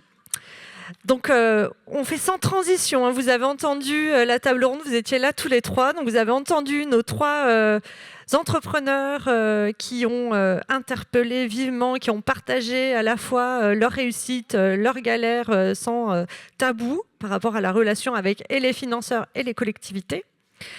Et l'interpellation qui nous plaît, c'est vraiment de dire, et voilà, on se projette dans un nouvel imaginaire. Et si les coopératives devenaient la norme de demain, la norme économique de demain, vous, quel serait votre rôle en tant que financeur, en tant que collectivité? Comment est-ce que vous jouerez le jeu en tant que fédération, en tant que syndicat des coopératives? Enfin, voilà, qu'est-ce qui... Voilà, et en creux, du coup, cette question qui est posée, c'est vraiment le côté qu'est-ce qui freine? Pourquoi est-ce que la coopérative n'est pas la norme d'aujourd'hui encore? Qu'est-ce qui se freine? Je vous laisse la parole peut-être. Isabelle peut-être. Merci, bonjour à toutes et à tous. Merci pour votre invitation. Peut-être avant d'entrer dans ce vaste sujet, peut-être pour répondre à Jérémy. Je sais pas où il est. Jérémy interpellé, qui dit qu'effectivement, quand on est dans une collectivité, on est dans un monde de ouf, c'est vrai. C'est vrai que on est dans un monde de pouvoir, de rapport de force, etc. Mais je dirais, comme dans beaucoup aussi d'autres secteurs, et quand on voit aussi, je dirais, l'entreprise aussi classique, on retrouve quand même les mêmes enjeux de pouvoir. Alors après, tout à l'heure, Loïc disait statut fait pas vertu, mais quand même, il y a quand même une petite orientation et un petit cadre qui est donné. Par rapport, et tu as aussi posé la question de la femme élue. Et c'est vrai que quand on est une femme, c'est effectivement compliqué. Alors il y a une chose sur laquelle je pense qu'il faut faire évoluer les choses. Est-ce que vous avez remarqué quand même que dans les collectivités, effectivement, quand on est élu de base, on est à 50-50 parce que c'est obligatoire, mais dès lors, effectivement, que ce sont des postes à responsabilité, les postes de vice-présidence, etc., c'est pas le cas. Et il y a une chose qui est intéressante, à mon avis, qu'il faut faire bouger, c'est de dégenrer les délégations. Est-ce que vous avez remarqué que la sécurité, ce sont les hommes en général, que la petite enfance, ce sont les femmes, et que bien souvent, L'économie classique, ce sont les hommes, mais l'économie sociale et solidaire, ce sont les femmes. Donc pour moi, ça veut dire beaucoup de choses. C'était juste la petite réaction à chaud. Merci. Et juste, mais je ne veux pas monopoliser la parole, peut-être une première réaction sur est-ce que ça peut devenir la norme. Je pense qu'on a beaucoup de boulot sur le fait que les sociétés coopératives peuvent devenir la norme. Je ne sais pas trop dans quel sens le prendre. Je vais juste peut-être là aussi revenir sur ce qui a été dit, sur ce qui est aussi, moi, le péché originel, parce qu'on a parlé de foncier tout à l'heure. Et il me semble que les collectivités ont un enjeu fort sur la maîtrise du foncier, notamment lorsque l'on veut soutenir des modèles d'économie sociale et solidaire, mais aussi des modèles coopératifs, que ce soit les SCOP ou les SIC, puisque, et je sais qu'on a eu des grandes discussions avec Jérémy sur le lieu sur lequel vous êtes, puisque historiquement, ces halles-là de la cartoucherie, ça appartenait à la métropole, en fait. Et la métropole les a vendues. Et moi, je faisais partie de celles et ceux qui disaient, mais c'est une connerie de vendre ces halles. Montons en fait un modèle public, enfin privé, et avec effectivement tous les acteurs que vous représentez, et essayons de faire en sorte que la puissance publique soit aussi garante et soutienne ces modèles-là. Tant que la puissance publique n'arrivera qu'en subvention ou qu'en soutien ponctuel, ça ne fonctionnera pas. Donc il y a aussi, mais j'y reviendrai peut-être sur comment on peut, nous, collectivités, apporter notre pierre à l'édifice. Oui, merci. On y reviendra un petit peu plus tard. Je voudrais redonner la parole à Rémi. Vraiment, pour planter un peu le décor des coopératives au niveau de l'Occitanie, je disais, on a eu la question qu'est-ce que c'était qu'une SIC, la différence. Et puis, je sais que c'est un des statuts qui est le plus en progression, enfin demandé, d'accompagnement qui est souhaité à la constitution de SIC, en tout cas en Occitanie. C'est ça, puisque le mouvement des SCOP, donc on fait partie de la grande famille des coopératives, mais au départ, c'était les sociétés coopératives ouvrières de production. On a 150 ans, ça a été beaucoup connu pour les reprises à la barre du tribunal. Une des premières emblématiques, c'était les verreries ouvrières d'Albi en 1894. Donc c'est parti là-dessus. Et depuis, comme ça a été dit par Loïc, depuis 25 ans, on a créé le statut SIC, ce qui veut dire société coopérative, mais d'intérêt collectif, parce que ça répondait à une vraie demande, puisque la SCOP, elle appartient uniquement à ses salariés coopérateurs, alors que la SIC, elle s'ouvre, c'est une SCOP au départ, mais qui va s'ouvrir à d'autres collèges, les utilisateurs, éventuellement les pouvoirs publics, etc. Et donc là, il y avait une vraie demande, et c'est ça qui s'est développé le plus. Alors tu m'as demandé les chiffres, alors je les ai, mais ils sont chez moi. Mais en gros, c'est... 1400, je crois, SIC. Non, mais il y a 4600 SCOP et SIC en France, et il y a entre 1000 et 1500 SIC. Et aujourd'hui, sur toutes les nouvelles créations, il y en a au moins un tiers qui sont des SIC. Donc ça répond vraiment à une vraie demande. Et pour vous donner une idée, un scandale qu'il y a eu il n'y a pas très longtemps sur les maisons de retraite là, avec Orpea, typiquement ce genre de choses, il faudrait que les pouvoirs publics ils disent nos vieux, notre petite enfance, il ne faut pas confier ça au grand capital, parce que eux, leur but, c'est de faire du pognon dessus. Donc ils vont faire des économies sur le fromage des vieux. Donc si on fait une SIC où il y a dedans un collège avec les salariés qui sont les soignants, hein, comme ça eux ils vont avoir leur mot à dire aussi, hein, un collège avec les familles peut-être des hébergés, un collège avec les collectivités locales qui ils veulent maintenir leur maison de retraite, leur crèche sur leur territoire, ils sont prêts à aider éventuellement à prêter des bâtiments ou des trucs comme ça. Donc tout ça c'est quand même assez vertueux et ça permettrait que ça aille dans le bon sens. Et en gros, si vous voulez, le grand problème aujourd'hui, pourquoi est-ce que la société ne se transforme pas entièrement en coopérative, mais ça a été dit par le groupe d'avant, vous faites chier, putain, on n'a plus rien à dire nous. Et donc le problème c'est le but. Et notre société aujourd'hui, elle est basée sur un système qui dit le but, c'est le pognon. On est à but lucratif. Or, nous, dans l'économie sociale et solidaire, on est plus intelligents que les autres. Parce que nous, on a compris que la lucrativité, faire du profit, c'est pas un but, c'est un moyen. Voilà. Et c'est ça, si on arrive à changer ça, si on dit le but de notre planète c'est d'être heureux et puis de laisser une planète propre quand on va partir, au lieu de dire le but c'est d'être plus riche que mon voisin, on va arriver à transformer la société. Et c'est ça, c'est le problème de fond, ça a été dit déjà, c'est une histoire de nos élus, comme les investisseurs financiers, ils ont des trucs à court terme. C'est court terme, je suis élu pour 3 ans, j'investis, je veux que dès l'année prochaine, je récupère entre 10 et 15% d'enrichissement sur mon investissement. Vous avez déjà vu des banques qui vous disent ah, j'ai un super prêt, là, vous allez voir, dans 50 ans, ça va rapporter vachement. À part la nef, alors justement, j'en connais pas. Voilà. Justement, j'allais poser la question. Bernard Orenbeck, est-ce que, en tant que banque, financeur, est-ce que c'est une utopie de penser que la coopérative, que le modèle coopératif, le modèle économique de lucrativité limitée, de réinvestissement dans l'activité, etc., est-ce que ça peut être la norme de demain? Ou est-ce que c'est la norme d'aujourd'hui? Est-ce que ça devrait l'être? Alors, c'est certainement une utopie, mais raison de plus pour la faire. C'est-à-dire que c'est à ça que ça sert aussi, les utopies, c'est à construire l'avenir, à se donner des balises et des visions de ce qu'on doit construire dans la société de demain. Et moi, il me semble que se dire que le modèle coopératif est un modèle intéressant me semble une des bases de la construction du monde de demain. Aujourd'hui, on est tellement assommé par le réalisme quotidien de certains sans scrupules qu'on en oublie de penser le monde. Et pour rappel, il y a quelques années, c'était la crise Covid, et on se disait tous « Ah ben le monde de demain, ce sera mieux ». Et en réalité, on a oublié qu'il fallait le construire, parce que sinon on allait le subir. Et aujourd'hui, on subit le monde tel qu'imaginé par quelques milliardaires. Alors que nous, on a des outils pour le faire, et la coopérative est certainement un des outils essentiels qui permet de le faire, parce qu'elle permet de construire autrement. C'est l'année internationale de la coopérative. On l'a oublié. Personne ne le sait. L'ONU a décrété que c'était l'année internationale des coopératives. Mais on l'entend quasiment pas. Aujourd'hui, on n'arrive pas à faire passer, à faire monter ce... Et quand on va un peu plus loin dans les 7 principes coopératifs qu'on devrait être en train de mettre en évidence aujourd'hui, eh bien, par exemple, un principe coopératif évident qui est la coopération entre les coopératives. C'est-à-dire qu'un des principes, c'est de veiller à travailler ensemble.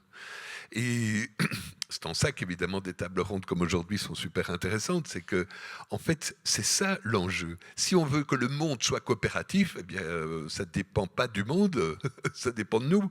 Et ça dépend de la façon dont on construit nos coopératives, ça dépend de la façon dont on va arriver à travailler ensemble avec nos coopératives et dont on va développer nos coopératives. Mais on l'a entendu sur la table ronde précédente, on demande aux coopératives de montrer patte blanche, de remplir des chartes, des critères, d'avoir en même temps les mêmes critères, enjeux économiques que des entreprises classiques, tout en ayant une valeur ajoutée et un impact, et à prouver son impact social et environnemental. Donc, ben voilà, pourquoi il y a plus de difficultés à financer? Pourquoi est-ce que c'est vécu comme quelque chose de plus risqué de financer une coopérative, le monde coopératif? Pourquoi est-ce que c'est... Voilà, cette double peine là pour le monde coopératif vis-à-vis des collectivités comme des banques et financeurs. Peut-être juste à la volée une réaction, mais je crois que c'est Amandine qui l'a soulevé tout à l'heure. C'est qu'on est quand même face à la sacro-sainte croissance et au PIB. Donc, on n'a pas de mesure d'impact en fait sur l'impact social, l'impact environnemental. Donc, en fait, on est dans une logique court-termiste, alors que les projets portés par les coopératives sont sur le temps long. Donc, ça veut dire que vous allez passer à côté des levées de fonds, à côté de l'amorçage, etc. Et moi, ce qui me rend folle, parce que même moi, au niveau de ma délégation, au niveau du conseil départemental, alors c'est très particulier, je ne l'ai pas dit, parce qu'on n'a plus la compétence économique, et pour autant, parce qu'on a la compétence en matière de solidarité territoriale, on peut agir et soutenir l'USS. Moi, ça me rend folle quand j'entends « Ah mais oui, mais non, mais toi, là, avec ton économie sous perfusion, non, mais vous voulez que je vous raconte combien on a filé à la TECOR, là, qui va se barrer sans leur demander la moindre contrepartie? Vous voulez que je vous donne le nombre d'exemples d'entreprises, petites, grandes, toutes les startups qui sont financées, et ensuite, dès qu'elles vont bien, qui se revendent, voilà. Donc, et on se traîne quand même encore un imaginaire collectif et contre lequel il faut lutter. Et on l'a déjà vu au niveau du Sécouval, ma collègue du Sécouval qui se bat aussi, de certains élus qui disaient « Non mais toi t'es punk à chien, non mais on est en 2025, je vous jure qu'on l'entend encore quoi ». J'ai un autre exemple là-dessus sur les coopératives. On parle souvent des reprises. Il y en a eu une grosse l'été dernier qui était très médiatisée. C'était Duralex. Vous savez, la verrerie Duralex. Et donc, il y avait un projet capitalistique, un énième projet, parce que c'est évidemment une boîte qui a été reprise par différents fonds d'investissement qui reprennent et puis qui assèchent la boîte de ses finances et puis qui la revendent, etc. Et là, il y avait un projet privé où ils gardaient, je crois, la moitié des salariés. Et la Caisse des dépôts était prête à donner 8 millions. Et le projet de reprise en scope, où on gardait l'ensemble des 242 salariés, ils ont dit OK, 750 000 euros. Et qui n'ont même pas encore versé. Il est furax, le patron de Duralex, là-dessus. Mais sans déconner, est-ce que c'est normal? Mais ça illustre exactement la philosophie du monde d'aujourd'hui qui dit, mais ça, c'est le cadre, et ça, c'est bien, et nous, on doit prouver, mais comme nous, comme tu disais tout à l'heure, et dans les produits bio en magasin, parce que moi, je vends des produits bio, ben, les fruits et légumes, il faut les mettre dans du plastique pour pas qu'ils soient mélangés avec les autres. Mais c'est le chimique qu'il faut mettre dans du plastique, c'est pas nous, quoi. Enfin, voilà, pardon. Mais pourquoi alors du coup on n'arrive pas à changer ce récit en interne, on n'arrive pas à développer la confiance, à faire comprendre le modèle coopératif, à faire comprendre l'intérêt de financer ces entreprises sur les territoires, dans n'importe quel secteur d'activité? Moi, je pense qu'il faut beaucoup plus s'affirmer. On en est beaucoup trop encore aujourd'hui dans la marginalité au lieu dans l'affirmation d'un modèle. Tout à l'heure, on se disait, et c'est vrai, hein, tout le temps, on doit se différencier des associations, on doit se différencier des entreprises. Et si on inversait les choses et qu'on se disait, en fait, on est aussi fort que les associations dans les valeurs qu'on défend, le projet politique qu'on défend. Et on est aussi fort que les entreprises parce que nous aussi, on construit des modèles économiques qui sont viables, tenables, et même s'ils ne sont pas centrés sur le profit maximum dont on ne sait pas à qui ils profitent, mais probablement pas à grand monde. Et au contraire, nous, on est sur le bien commun. Et si on arrive à allier ça, je crois qu'on a des chances de pouvoir défendre auprès des pouvoirs publics aussi que les coopératives, ce n'est pas des structures de coûts. Parce que c'est souvent ça, hein, très souvent, on va vers le pouvoir politique, on se dit, bon, mais qu'est-ce qu'ils vont encore nous demander? Non, on n'est pas des structures de coûts, on est des structures qui portent la construction et l'apport de nouvelles richesses. Et si on se met en collaboration avec les pouvoirs publics, on augmente la capacité d'augmenter la richesse collective. Parce que ce n'est pas les marchés publics qui augmentent la richesse collective. Hein. Les marchés publics, aujourd'hui, ils augmentent la pauvreté collective. Ils construisent une pauvreté et la mettent en œuvre. Le jour où on travaillera vraiment sur les marchés publics, au sens où on l'entendait tout à l'heure, en intégrant des questions de coûts environnementaux, de coûts sociaux, et en mettant des critères qui peuvent valoriser le bien commun, ce qui semble finalement normal, hein, que le politique mette des critères de bien commun dans des marchés publics, mais ce jour-là, on va commencer à voir les coopératives autrement, et on va commencer à travailler autrement, changer l'image, et surtout, c'est nous qui devons porter cette image ambitieuse.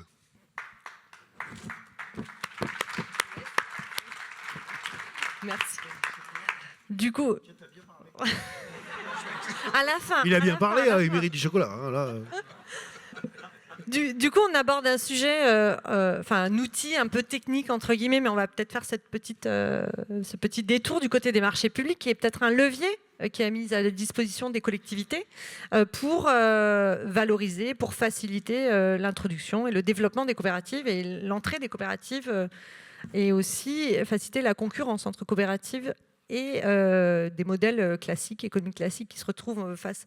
Quand l'unique critère d'un marché public, c'est le coût, effectivement, là, une coopérative peut difficilement remporter le marché.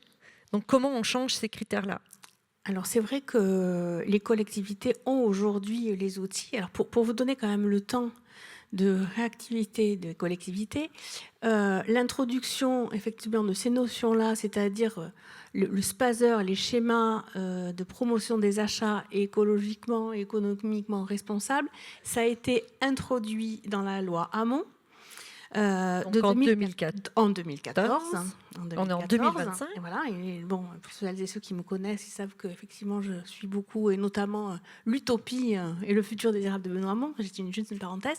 Donc 2014, la métropole de Toulouse je parle juste de la région, mais c'est partout pareil en France, hein, a délibéré, je pense que c'était en 2023, et 2024 pour le conseil départemental, fait comme ça. Donc, si vous voulez, on a pris quand même presque 10 ans dans la vue pour la mise en place, en fait, de ces SPASER dans les collectivités. Bon, maintenant, c'est fait.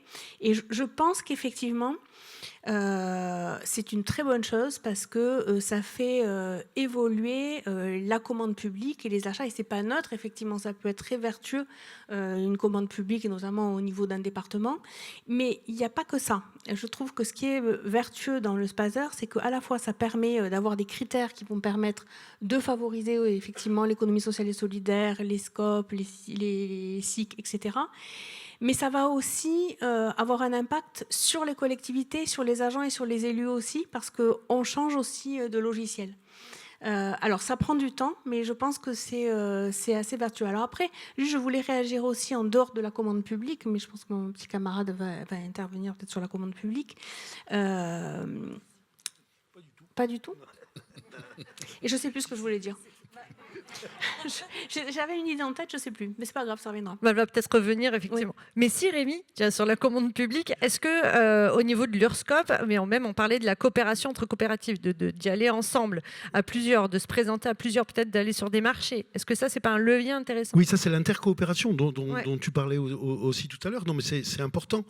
Après, sur les commandes publiques, avant, il y a fort longtemps, pour les SCOP du BTP, il y avait le quart réservataire qui était une loi où était réservé, et ça permettait aux SCOP du BTP de pouvoir prendre au moins une partie du marché. Et ça a sauté il y a 30 ou 40 ans, on ne l'a pas vu partir, etc. Donc comme ça a été dit avant, on n'a absolument pas de levier positif qui nous pousse. Et on a en face des gens qui parfois vont utiliser des salariés étrangers moins payés, etc. Et nous, comme on ne se permet pas ça, on va être plus cher. Et comme c'est toujours pareil, on en revient toujours, c'est l'histoire du prix. Et ça, c'est pas possible, quoi. Donc il faut être intelligent, il faut inventer des intercoopérations entre diverses structures pour arriver aussi à proposer un service et à montrer qu'on est aussi efficace que les entreprises classiques, mais en fait on apporte un truc en plus. Et ça, c'est pas encore valorisé. J'ai retrouvé mon idée. C'est simplement dire, bon, c'est vrai qu'on a des outils, et ce qui est un peu malheureux, mais bon, on va prendre le verre à moitié plein, c'est ce qui va nous y aider et vous y aider, c'est qu'aujourd'hui, on est dans une crise économique, écologique, sociale et démocratique qui fait que ce sont les modèles issus de l'économie sociale et solidaire, comme ça a toujours été le cas d'ailleurs de la nuit des temps, et des SCOP et des SIC qui vont apporter les solutions. Et je pense que c'est cette crise-là qui va aussi aider les collectivités à bouger. Alors je dis, c'est malheureux, voilà, c'est une obligation, mais moi c'est la seule issue que je le vois. Elle a bien parlé, hein. Allez, les chocolats. Alors... Je vais m'arranger pour faire régulièrement des tables rondes avec toi. Hein, ça... Comment motiver tout le monde? Et donc, du coup, on parle effectivement des leviers économiques, mais le cœur du sujet, c'est un peu cette question du pouvoir, qui est à la fois le pouvoir dans une entreprise lié à l'argent, mais dans une coopérative, c'est pas forcément lié au poids de l'argent qu'on amène. Donc, comment est-ce qu'on remet en question ces jeux de pouvoir en interne, à la fois auprès des... C'est difficile pour peut-être une banque accepter qu'il y ait une sorte de gouvernance partagée avec quand on doit investir à l'intérieur. Comment on accepte ces jeux de pouvoir et de remettre en question ces jeux de pouvoir économiques?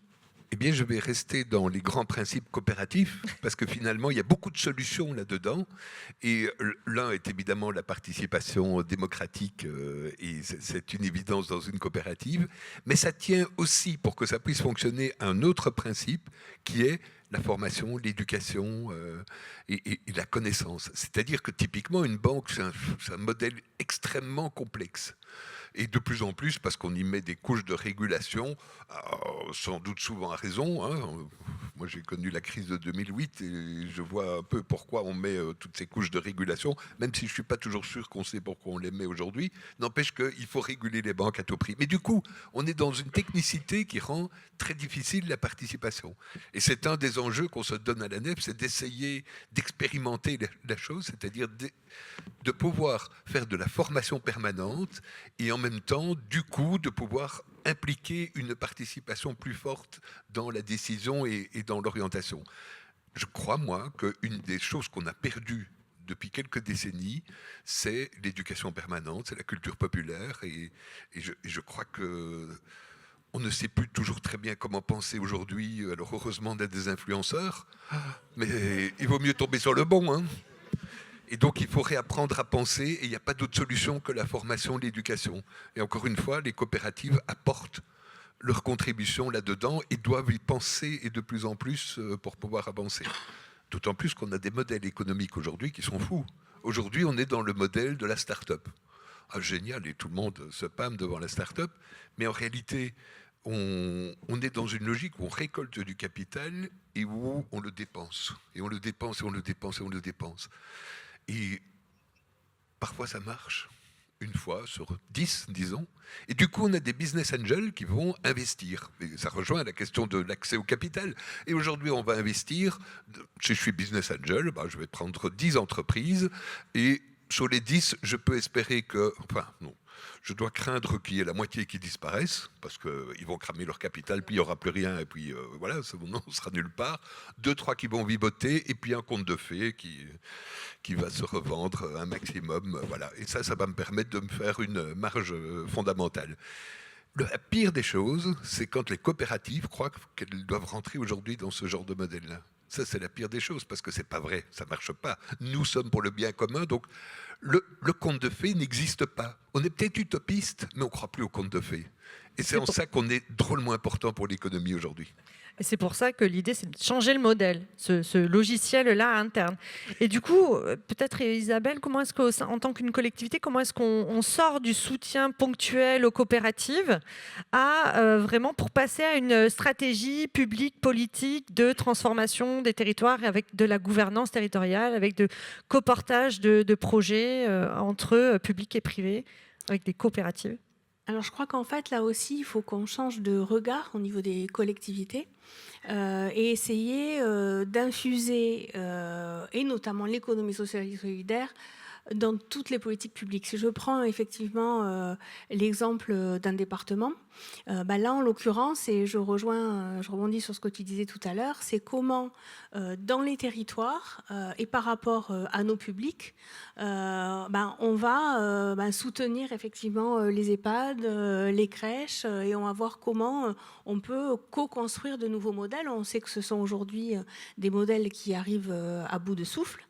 Et notamment celui des EHPAD, où on voit que la majorité des EHPAD publics sont déficitaires aujourd'hui, et à côté, on a des gens qui sont là uniquement dans la recherche de profit. Donc là, les collectivités ont leur rôle aussi, parce que certaines peuvent avoir tendance aussi à confier les services publics au privé. Donc là aussi, on a, et c'est vrai que là aussi, on a quand même des politiques de droite et des politiques de gauche. Je crois que quand on est à la tête d'une collectivité de gauche, l'idée, c'est de penser toujours le bien commun et les services publics. Et comment on protège le bien commun et les services publics. On a bien sûr la logique de subvention, mais on a, puisqu'on parlait des SCIC, on a, moi je pense, un des enjeux, c'est de voir comment on peut faire de la co-construction et de la co-construction territoriale en prenant des parts dans les SCIC. Mais prendre des parts, c'est pas nouveau. Mais il ne suffit pas de prendre des parts comme on aurait donné une subvention, parce que c'est plus simple, ce n'est pas la même ligne comptable. C'est comment vraiment on s'y investit, on participe à la gouvernance, et là aussi on change de posture au niveau d'un département ou de n'importe quelle collectivité, parce que souvent, quand on prend des parts, ça veut dire qu'on veut être dans la gouvernance, et dans la gouvernance, ça veut dire qu'on veut peser. Et là, il faut qu'on change aussi, on ne veut pas peser, on veut être un acteur comme les autres, que ce soit les citoyens, que ce soit les salariés, et comment on arrive à co-construire. Loïc disait tout à l'heure, je ne sais pas si les collectivités ont le temps d'envoyer des gens, je ne sais pas, je sais qu'au niveau du département, on fait partie de la SCIP Enercoop, je ne sais pas du tout d'ailleurs s'il y a des gens de chez nous qui viennent et qui participent. Voilà. Bon, voilà. Donc, comment ? Oui, à titre privé, mais au titre effectivement de la participation de la collectivité. Bon, mais je crois que là, on a aujourd'hui effectivement pas mal d'enjeux par rapport à ça. Parce qu'aujourd'hui, je crois qu'il y a 1400. Alors, j'ai regardé mes petites ustes là. Et ben, je crois qu'il y a 1400 SIC et qu'il y a 47% de collectivités dans les SIC. Mais bon, il faut voir comment. Ça peut être une part et puis on ne vient jamais. Donc là, il y a un véritable enjeu qui peut être... Il ne me semble pas si compliqué à mettre en œuvre. Mais il faut changer de posture, je pense. Et alors, tu parlais des startups tout à l'heure, mais nous, on a nos licornes avec 2 O quand même dans le mouvement coopératif, ce sont en général des SIC, mais il y a aussi la NEF, une banque coopérative, il y a Biocop, et qui porte un monde de demain, donc, dont fait partie dans les licornes, il y a Enercop, il y a Mobicop, il y a Télécop. Voilà, ça c'est, j'espère qu'on va pouvoir en parler et montrer qu'il y a d'autres alternatives. Bah, comme nous, Etikable, on propose en grande distribution un chocolat qui va être bio, commerce équitable issu de l'agroforesterie tropicale et pas voilà. Il faut montrer qu'il y a des alternatives et qui fonctionnent. Et puis moi j'aurais une chose à dire quand même, puisqu'on est quand même dans l'enjeu majeur, c'est vraiment la transition écologique sur lequel on a cru qu'on allait comme avec le Covid, mais pas du tout. On est revenu encore pire qu'avant. Et c'est quand même l'enjeu majeur. Et on a un truc fondamental de différent, nous, dans les coopératives, et ça rejoint ce dont on parlait tout à l'heure, c'est-à-dire le capital, c'est l'accès à la propriété. Et notre monde dominant, notre économie dominante, c'est le pognon, le profit pour la propriété. Je veux que ça m'appartienne à moi. Alors que nous, dans les coopératives, on a compris qu'on utilise un outil de travail, et après, on se casse et on le file aux autres et qui doivent continuer, et il faut que ça vive. Et bien la planète, c'est pareil. À partir du moment où on pourrait associer cette même pensée en disant on n'est en fait que des locataires, que des coopérateurs de la planète, mais elle ne nous appartient pas, et il faut qu'on le redonne dans un meilleur état qu'on nous l'a prêté avant. Et je pense qu'il y a un vrai parallèle à faire là-dessus. Oui, merci. Du coup, T'as bien parlé.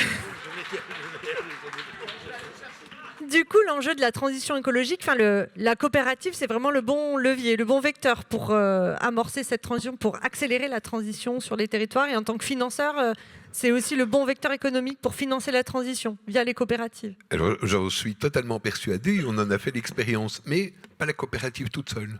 Moi, je constate que la coopérative, la finance éthique, les métiers et les politiques, on les réunit ensemble, on travaille sur la coopération et on transforme le monde.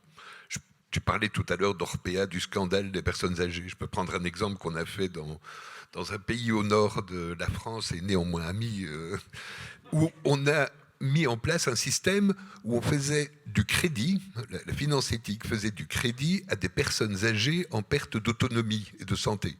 Donc quelqu'un qui a 80 ans, qui est en perte d'autonomie, plutôt que de le laisser aller dans ces horribles maisons d'Orpea, on aménage le logement pour qu'il puisse rester accessible. Pour ça, ça nécessite du métier, une association avec une subvention publique éventuellement qui va estimer qu'est-ce qu'il faut faire comme transformation, un prêteur assez fou que pour prêter à des gens avec des problèmes de santé et âgés, et des pouvoirs publics qui vont soutenir ça et qui peuvent aussi le soutenir avec un autre outil dont on a parlé tout à l'heure et qui est super important dans tout, c'est la garantie. La garantie, c'est le levier des pouvoirs publics pour travailler avec le monde coopératif, avec la finance, pour pouvoir faire avancer les choses. Mais on met tout ça ensemble. Nous, on l'a fait en Belgique, on a fait cette expérience-là. Le résultat, il est renversant. Il est tellement renversant qu'on a une plus-value sociale pour les gens, et des gens qui peuvent rester ensemble, qui peuvent continuer à vivre plutôt que d'aller dans des maisons terribles. On a un avantage pour la sécurité sociale, qui fait des économies colossales, en fait, même s'il y a des subventions, etc. Et on a un avantage pour l'économie des personnes âgées, qui économisent parce que tout leur argent, sinon, partirait chez Orpea. Voilà. Mais c'est tellement avantageux qu'on a eu la trouille. Et que de l'expérience, avec l'évaluation extraordinaire qu'on en a fait, elle n'a pas pu aller plus loin. Et ça, c'est le danger terrible dans lequel on est. Mais moi, c'est pour ça que je fais appel aux politiques. Je pense que si on allie la finance éthique, le politique, le monde coopératif, eh bien, on a les leviers qu'il faut pour faire des transformations en profondeur. Et on ne mesure pas à quel point on peut le faire sans avoir nécessairement des besoins colossaux. Je pense que tu parlais de montants qui nous font tous trembler, des dizaines de millions, mais des dizaines de millions, c'est 2 fois rien. Tout dépend comment on les regarde et surtout combien on est à regarder le montant. Et une fois qu'on se pose cette question-là, les leviers ils se construisent. Et si en plus de ça, il y a des opérateurs qui peuvent apporter des garanties pour faire levier, pour encore augmenter ces montants-là, eh bien, on transforme. On a besoin de leviers. Et les leviers, c'est en travaillant ensemble. Merci beaucoup pour cet exemple parlant, je dirais. On a quelques minutes du coup pour prendre 1 ou 2 questions. Oui, bonjour, je suis Bérénice Présente-toi. Fontaine du Mouvement pour l'économie solidaire et nous aussi, on pense que le statut ne fait pas vertu et que bien évidemment, dans notre réseau, il y a des coopératives et des associations. Voilà, pourquoi j'ai envie de vous parler des associations et d'alliance avec le secteur associatif, parce que vous ne l'énoncez pas beaucoup. Alors premièrement, les associations, je regarde un petit quiz du collectif des associations citoyennes, je vous invite à le faire. Si on regarde les subventions publiques, sachez qu'il n'y a que 20%, enfin les subventions ne représentent que 20% sur l'ensemble des associations. En fait, les subventions publiques. Alors donc, associations employeuses ou pas employeuses. Si on prend que les associations employeuses, évidemment, le chiffre monte un peu, mais ce n'est pas 80%, c'est 52%, dont les marchés publics. Donc, subventions et marchés publics. C'est important de dire parce que je vous rappelle que dans la loi ESS, les associations sont des entreprises de l'économie sociale et solidaire. C'est juste pour qu'on refasse un petit pont ensemble sur le champ de l'économie. Après, j'aimerais parler, moi, de l'alliance. Vous savez que, bien sûr, la loi 1901, c'est le champ de la démocratie. On est deux, on peut faire quelque chose, quoi. C'est trop chouette. Sur la transition écologique, les mouvements et les associations citoyennes qui défendent la transition écologique, vous avez bien compris qu'on peut être taxé de wokisme très rapidement. En fait, elles sont les garantes aussi de votre travail. Donc moi, il me semble que nous avons des alliances à faire entre les coopératives et les associations, parce que c'est la société civile qui est derrière et qui soutient sur le champ, je dirais, de la sensibilisation, de la formation, de la mobilisation. Ça, c'est le premier point que je vois. Et l'autre point, parce que je vois Martin qui est juste à côté de moi, c'est qu'en fait, sur le territoire, on est capable de relier un tiers-lieu associatif, ORIS, et une SCOP, les Ateliers de la Liberté. Et donc, on est capable de penser ensemble, associations et coopératives, des modèles d'écosystème territorial coopératif. Voilà, je voulais juste redire cela pour remettre à l'honneur aussi les associations qui, quand même, peuvent être utiles, notamment sur le champ de la démocratie. Vous aurez compris que dans le modèle, l'exemple que je donnais, il s'agissait bien d'associations avec des coopératives et du politique. Merci bien. On n'a pas fait le zoom parce que c'est vraiment le sujet sur les coopératives, les spécificités, mais merci pour élargir le champ de réflexion en amenant le statut associatif dans le champ. Est-ce qu'il y avait une autre question? Ou alors peut-être Rémi, tu voulais répondre? Moi, je voudrais juste dire que si moi je suis là 22 ans après la création d'Ethicable, c'est parce qu'au départ, il y a une banque qui nous a fait confiance, parce qu'on galérait pour trouver les 300 000 €, et c'est la Nef, et je vous remercie. Voilà. Ça a fait levier sur les autres. Et juste pour rebondir aussi, il y a tout à l'heure, Amandine a bien précisé que le démarrage s'était fait sous la forme associative pour préfigurer, pour expérimenter, avoir une transformation en coopérative. Et une association qui gère l'exploitation agricole associée. Oui, autre question. Une question très rapide et peut-être complètement incongrue, je m'en excuse, mais on a une échéance à 2 ans qui s'appelle l'élection présidentielle en fait. Et on commence à avoir des initiatives citoyennes. On parlait du climat, il y a le Shift Project qui vient de lancer une grande consultation justement pour essayer de peser sur l'élection présidentielle. Vous parliez du rôle du politique pour contribuer justement à toutes ces initiatives. Est-ce que l'élection présidentielle peut être un jalon pour accélérer toutes les initiatives citoyennes qui sont prises autour des associations ou des coopératives? Et qu'est-ce qui est fait justement pour essayer de peser sur l'élection présidentielle et prendre en compte ces nouvelles initiatives pour les années à venir? Alors, nous, au niveau du mouvement municipales. coopératif, il n'y a rien de spécial pour peser, pour lever. À part qu'on dise à tout le monde, mais va voter, quoi. Et va voter pour quelqu'un qui pense à autre chose que du pognon. Voilà. Mais ou du lobbying, comme... Il peut y avoir des alliances entre une structure coopérative et le Shift Project, mais le mouvement coopératif ne va pas. alors, si vous rebouclez sur le local, moi je crois que l'échéance présidentielle c'est une chose, mais moi je crois beaucoup à la force des territoires, à la force du local, et il y a d'autres élections qui vont arriver, qui vont être les élections municipales, et moi il me semble que sur beaucoup de sujets, dont celui de la transition écologique, les territoires et donc les municipales peuvent être un laboratoire de ce qui va se passer en 2027. Donc je crois qu'avant, effectivement, la projection, puis après, on n'a pas beaucoup, nous, de levier par rapport, effectivement, aux élections présidentielles, mais je crois que la force de la coopération des territoires, elle peut infléchir. Et donc, les prochaines échéances, alors après, il y a effectivement... non, puis après, c'est après. C'est après, oui, j'allais dire, il y a des départementales et des régionales, mais ce sera après les présidentielles. Donc, moi, le prochain enjeu, si on veut être un laboratoire, c'est les municipales. Si on avait 1 heure de plus, je vous expliquerai comment a fonctionné la collaboration entre le mouvement de la finance éthique européen, la FEBA, et le FEI, Fonds européen d'investissement. C'est un modèle du genre dans la coopération entre un mouvement qui est coopératif et qui est dans la finance éthique et une institution européenne, en plus la plus éloignée de ce qu'on peut être, parce que le Fonds européen d'investissement, c'est une filiale de la BEI, etc. Et pourtant, ça a été un levier considérable dans le développement de la microfinance et dans le développement du financement de l'entrepreneuriat social.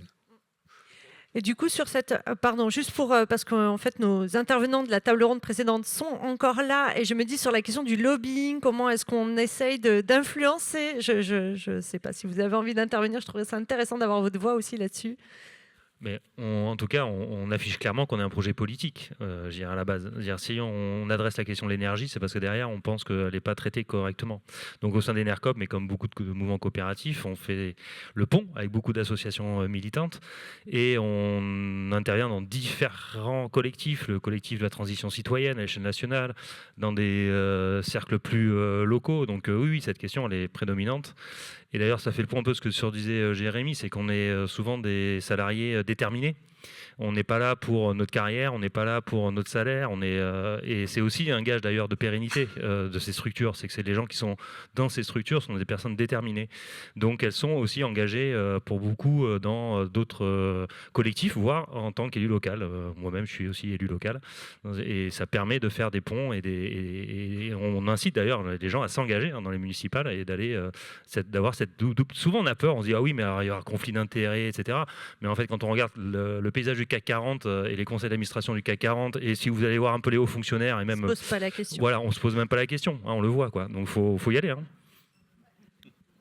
Amandine, juste en un mot, effectivement, l'échelon local, c'est un sacré enjeu, parce que de toute façon, c'est ce qui remonte aussi après au niveau national. D'où l'intégration des collectivités dans les SIC. C'est finalement le meilleur espace de pédagogie et pour après venir faire plaidoyer à d'autres endroits. Je trouve que moi, ce qui manque, en fait, ce qui nous manque, c'est la force d'un lobby. Je veux dire, parce qu'en fait, nous, on en fait du plaidoyer. Et moi, on en fait au niveau national, mais en fait, on s'épuise. On en rediscutait encore en conseil d'administration au niveau des réseaux nationaux. En fait, on s'épuise en plaidoyer. On a participé à la loi d'orientation agricole et à tout le processus qu'il y a eu pour... Alors là, machine arrière totale. Et ça épuise nos structures, parce qu'en plus, ça, c'est des actions militantes qui ne sont pas financées. Donc, en fait, mais donc, ce qui manque, c'est un lobby. On voit bien ce qui se passe au niveau Sternin, etc. Donc, avec un milliardaire, un millionnaire. Oui, c'est pas grave s'il n'est pas milliardaire, mais qui investit dans un lobby en faveur et qui va venir militer puissamment sur nos modèles. En fait, c'est ce que font tous les gros sur l'agriculture conventionnelle. Qu'est-ce qui fonctionne? C'est le poids du lobby. Pourquoi est-ce que nous, on est des partis d'un lobby? Pourquoi est-ce qu'il n'y a pas un millionnaire ou quelqu'un qui a beaucoup d'argent et qui n'est pas en train de créer un lobby pour venir concurrencer les autres lobbies? En fait, je comprends pas. Quelqu'un connaît un millionnaire? Je ne veux pas rebondir là-dessus parce que tu as tout à fait raison. Qui a envie? Oui, voilà.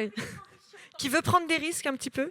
Je me permets juste de compléter, c'est qu'effectivement, on fait du plaidoyer et on l'assume. C'est-à-dire qu'on fait du lobbying à Bruxelles aussi. On fait du lobbying à Bruxelles pour essayer de...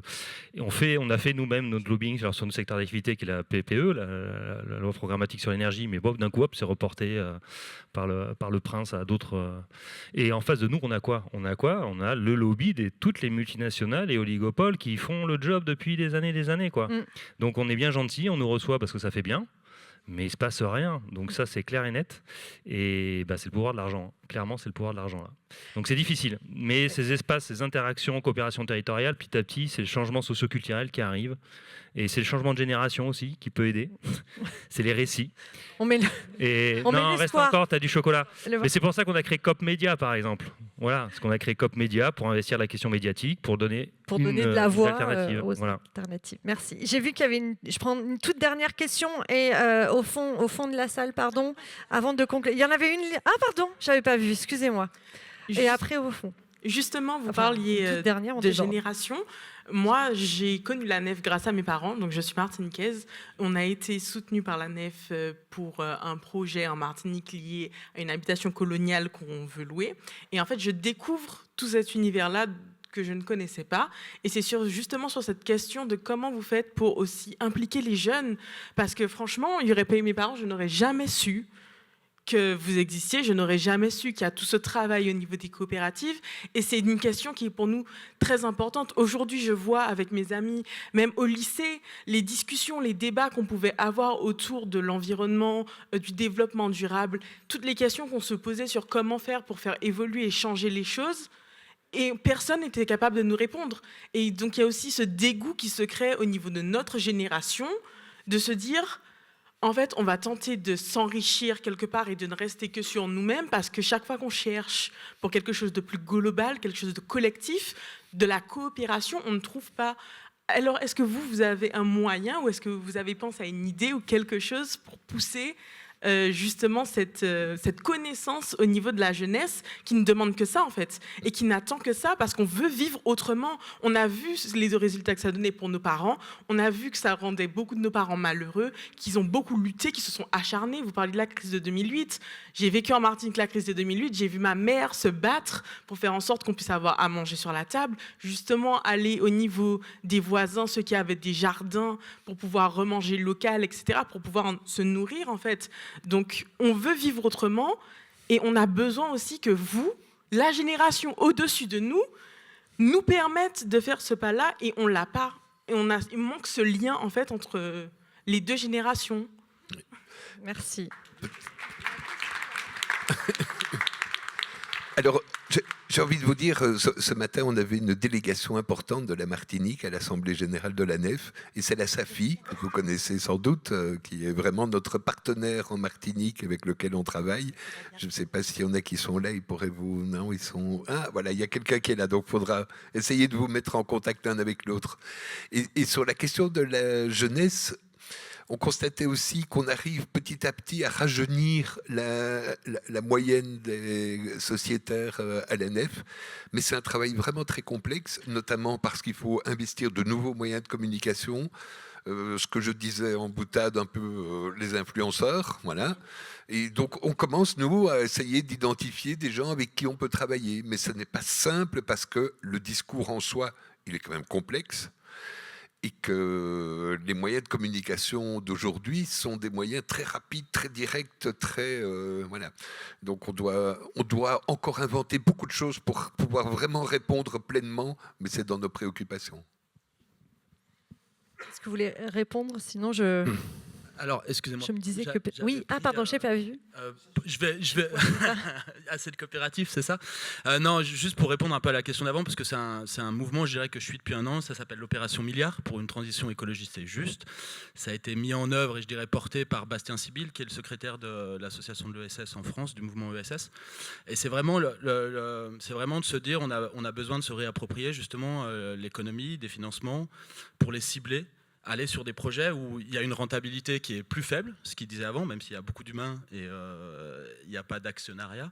Voilà, et je pense que c'est vraiment un mouvement qui est en train de se construire. Là, il y a des salariés qui sont en train de rentrer dans l'assaut, il y a un vrai mouvement de fond qui se met en place. Il y a 40 tiers-lieux, 40 lieux à peu près partout en France qui sont relais de cette opération Milliard. Il y a un petit bouquin qui s'est écrit, qui est vraiment très bien, qui est hyper accessible à tout le monde. On n'a pas besoin d'être économiste, expert comptable pour lire. Voilà, j'incite, je dirais, à aller un peu suivre ce mouvement qui est un peu une lame de fond, qui fait un vrai boulot de plaidoyer sur comment financer tous ces projets dont on a besoin pour aller plus loin et qui ne peuvent pas se financer ou très difficilement, je dirais, sur les marchés classiques. Voilà. Merci beaucoup. Et du coup, je fais le lien. Je pense que les tiers-lieux sont de réels espaces pour aller découvrir des projets, des structures, d'autres personnes qui ont envie de faire changer les choses. Et je suis sûre qu'il y a plein de tiers-lieux en Martinique sur lesquels avec lesquels se relier, aussi se connecter. Toute dernière question, parce qu'on déborde vraiment, mais promis, c'est la dernière. Après, on conclut. Allez-y. Bonjour, Stéphane Singer, je représente ici Abicop, Fédération nationale des coopératives d'habitants. Je voudrais saluer l'arrivée de cette nouvelle petite îlot dans l'archipel des coopératives, des économies sociales et solidaires en général, le nouveau petit cousin de la grande famille ESS, pour donner une idée très concrète en fait de l'intercoopération dont Jérémy parlait et d'autres aussi. L'année dernière, à Aner, un petit village de rien de tout dans l'Haute-Pyrénées, a eu lieu une manifestation autour de la réhabilitation logement, un tiers-lieu aussi, un projet mixte hybride avec une centaine d'intervenants dans la région qui a intégré cet événement dans son processus de concertation de ce qu'ils appellent le nouveau plan habitat durable. Le résultat derrière, c'était des ateliers en présence des foncières solidaires, des coopératives d'habitants, et ça aboutit à une décision au mois de décembre, délibération, de garantir à 100% les emprunts bancaires pour des tiers-lieux et pour des coopératives d'habitants. Donc je pense que c'est... Et donc je plaide évidemment pour les coopératives d'habitants, parce que l'habitat, c'est notre troisième pot. Ce sont d'excellents relais permanents du message du bien commun qu'on peut implanter partout. Donc je suis heureux d'avoir lu ce matin Habitat partagé sur votre slide un de vos slides principaux dans le club à venir.